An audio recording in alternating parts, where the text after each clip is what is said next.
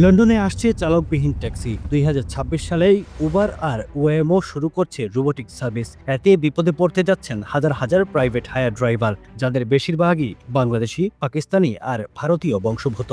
সরকারি হিসাব বলছে ইংল্যান্ডে প্রায় ৩ লাখের বেশি মিনি ক্যাব ড্রাইভারদের চাকরি ঝুঁকিতে রয়েছে। কিন্তু আসার কথা হচ্ছে ব্ল্যাক ক্যাব ড্রাইভাররা তুলনামূলক নিরাপদ, কারণ ব্ল্যাক ক্যাব চালাতে লাগে বিশেষ ট্রেনিং, দা নলেজ, আর তাদের আইনি অধিকার আছে সরাসরি যাত্রী তোলার। চালকবিহীন গাড়ি এখনো তা করতে পারবে না। সংশ্লিষ্টরা বলছেন সেলফ ড্রাইভ গাড়িগুলো এলে নতুন কিছু কাজ তৈরি হবে, যেমন ফ্লিট ম্যানেজমেন্ট বা মেইনটেনেন্স।